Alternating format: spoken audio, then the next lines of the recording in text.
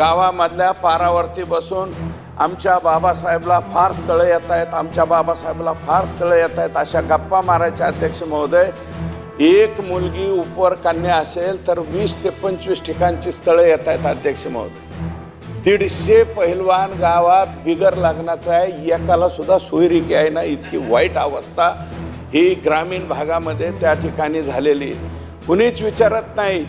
आणि म्हणून माझ्या पोराचं लग्न लावून द्या म्हणून एजंट सुद्धा त्या ठिकाणी तयार झाले अध्यक्ष महोदय.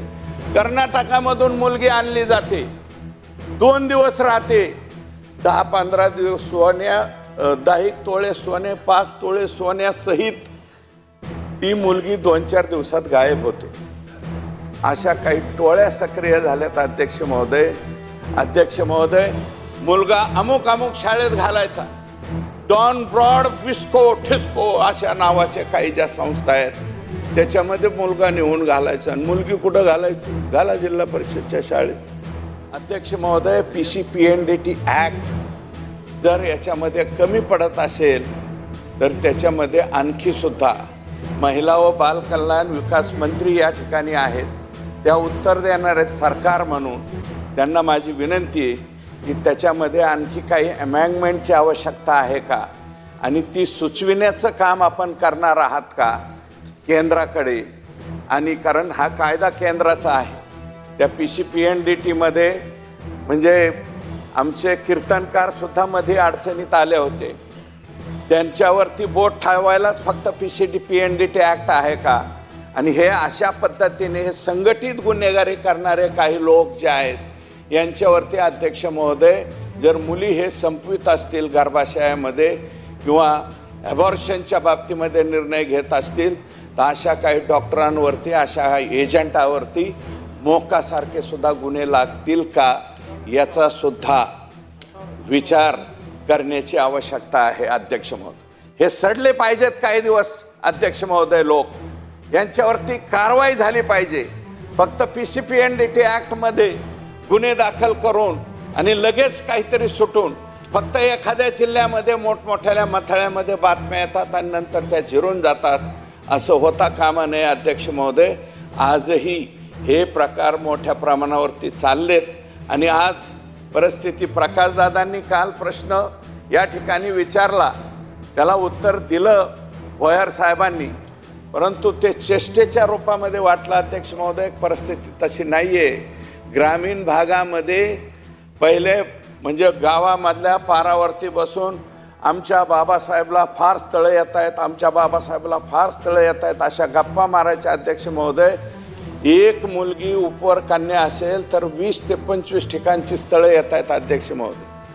150 पहिलवान गावात बिगर लग्नाचा आहे, एकाला सुद्धा सोयरिकी आहे ना, इतकी वाईट अवस्था ही ग्रामीण भागामध्ये त्या ठिकाणी झालेली, कुणीच विचारत नाही.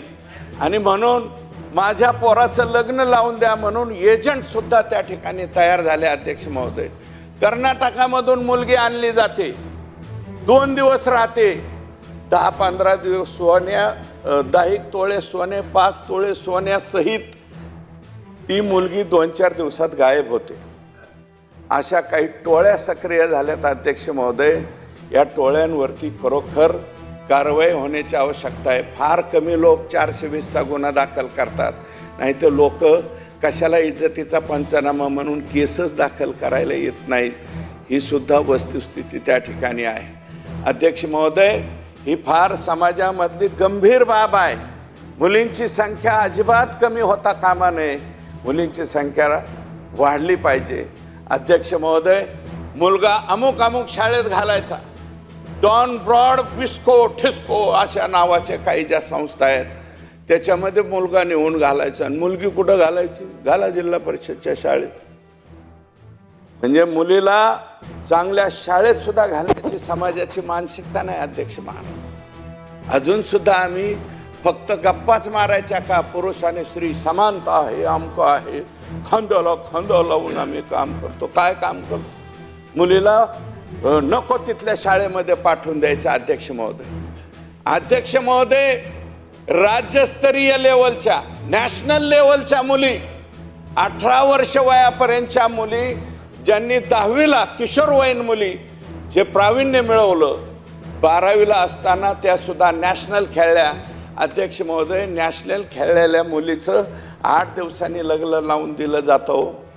नॅशनल प्लेयर असलेल्या मुलींची लग्न 18व्या वर्षापर्यंत सुद्धा वाट पाहिली जात नाही, त्याच्या आतमध्ये लावतात. अध्यक्ष महोदय, कायदा कडक आहेत लग्नाच्या बाबतीमध्ये, परंतु अजून सुद्धा महिला आयोग म्हणतो सरपंचाचं पद घालवा, ग्रामसेवकाचं अमकं घालवा.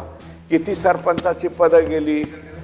लहान मुलींचे लग्न लागून सुद्धा 18 वर्षाच्या फक्त ते ठेका बाल हक्क संरक्षण समितीलाच आहे का?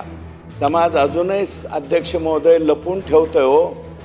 18 वर्षाच्या आत सुद्धा मुलींची लग्न लागतायत. हे दुर्दैव आहे अध्यक्ष महोदय.